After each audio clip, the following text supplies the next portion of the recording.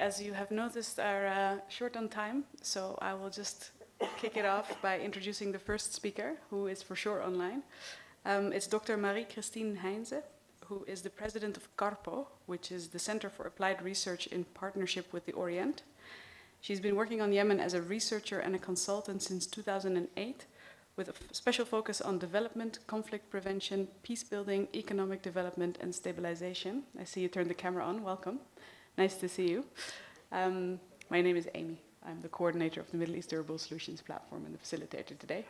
Thank you for your patience as well. Question for you is, what are the most pressing climate risks currently affecting communities in Yemen? How are they impacting humanitarian development and peace efforts? And how can climate strategies be designed to be inclusive and equitable, particularly for women, youth, rural populations, and marginalized groups, while avoiding unintended harm or deepening inequality? You have 5 to 7 minutes. Thank you. Thank you, and thank you so much for the invitation and for giving me the opportunity to speak. The reason I was invited to this particular panel focusing on climate-related issues is because we have at CARPO for the past year implemented a Germany-funded research project focusing on climate-smart agriculture in Yemen. The study will actually be launched tomorrow in English and Arabic. There is an online launch also available. So if anyone is interested in the details of this very extensive research project, then please do join us for the launch or take a look at the study. I'm here just to give a short summary of, your colleague has asked, a short summary of the climate risks currently facing Yemen, their impact on humanitarian development and peace efforts, and some strategies that can be designed to be inclusive and equitable. I will focus on the most pressing climate risks first, obviously I'm speaking to a room that is already very knowledgeable, but to be comprehensive, I think I should start out with the risk of water scarcity and drought. We all know that Yemen is already ranked among the most water scarce countries globally. We know that critical basins are losing groundwater at rates of 3 to 8 meters per year, and that water scarcity threatens to reduce agricultural productivity by up to 40%. Drought and erratic rainfall patterns have also increased desertification, reducing the already extremely limited arable land in Yemen by 3 to 5% each year, thus undermining both food security and rural livelihoods. This is coupled or added to by extreme weather events, which we have seen increasingly happen over the past decades, particularly flash floods, storms, and also cyclones. They destroy infrastructure, homes, and agricultural land, particularly affecting and resulting in internally displaced persons, particularly those who live in makeshift camps. All of this obviously impacts on food insecurity and livelihoods. The loss of arable land and declining productivity have led to this worsening in food insecurity, as well as to rising food prices, again, disproportionately affecting vulnerable populations. Climate change is also increasing the incidence of endemic and epidemic diseases, and given how the conflict has impacted on health infrastructure in the country, we see that millions are left without adequate health care. And again, we see here an increased impact on vulnerable populations, particularly children, the elderly, and IDPs.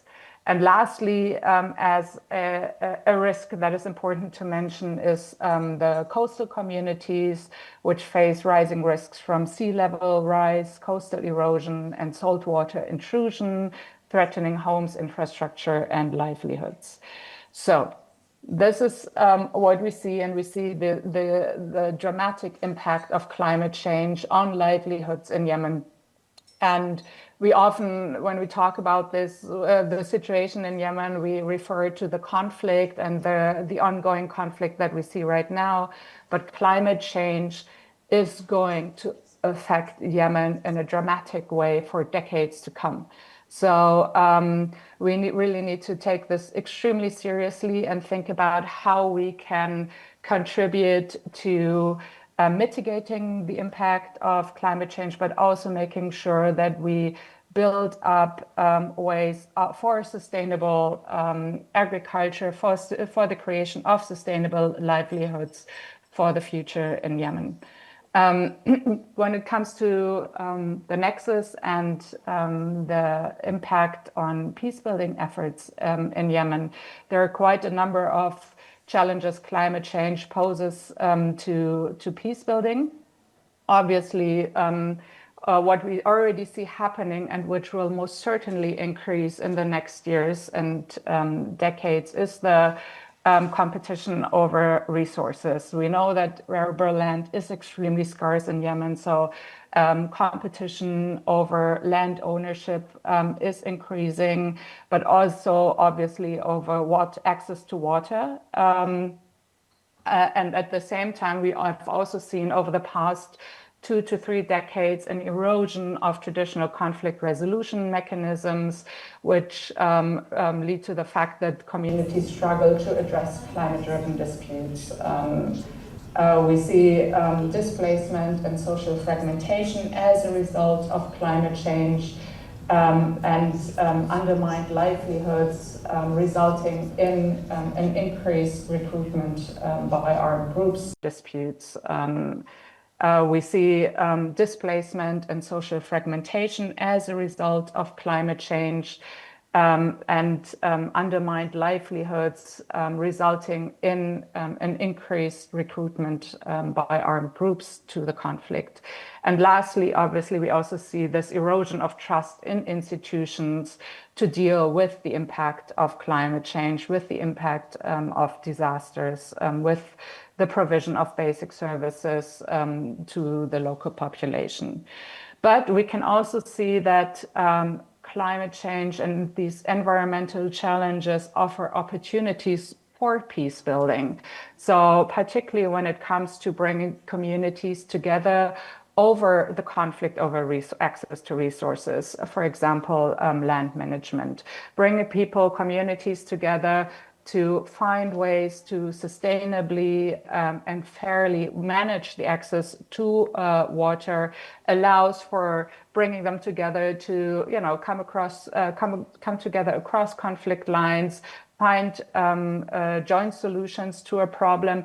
And if we can then come in and actually build on this, for example, there has been, and I'm not sure whether it is ongoing, Marcella will know this better than I do, this initiative by Berkhoff and GIZ, where people in the communities came together and discussed across conflict lines within the community, what do we need for our communities? And then GIZ came in and actually delivered on this. This is an opportunity to create something where we contribute to the mitigation of climate change, contribute to sustainable livelihoods, and at the same time contribute to a local peace building. So I see there's a lot of opportunity in that, as long as solutions are localized. Coming to the last part of the question, how can we be more inclusive and equitable? I think it's extremely important to recognize the important role women play in agriculture, in the creation of livelihoods, in questions related to water. So making sure that women are more included in decision making when it comes to these questions is extremely important, particularly when it comes to women's representation in water user associations, other community-led groups, focusing on local water management, focusing on access to resources is extremely important. In the report that we'll be bringing forward tomorrow and launching tomorrow, we are bringing also forward some suggestions of how to be more gender and youth inclusive when it comes to targeted economic programs for livelihood empowerment. So just to give an example how youth can be included. Can you please conclude with that as well? No, sorry, then I'll skip the example and just say conflict mediation, make sure to be inclusive and have locally driven climate dialogues and train local leaders in conflict resolution mechanisms, prioritize climate literacy, and particularly also leverage traditional knowledge. And I'll conclude with that. Thank you so much. And I have to apologize. The session was to take place a lot earlier. So in 15 minutes, I have to leave because I have to pick up my kids from school. I would have liked to stay for the whole session, but unfortunately, given that it has sort of been delayed a little, I have to leave a bit earlier, and I apologize. It's very understandable. Thank you very much for that comprehensive overview and also quite alarming overview of the situation with the climate in Yemen. It is uplifting to see some silver linings in the form of opportunities, and I think we should definitely jot those down for the next steps session as well.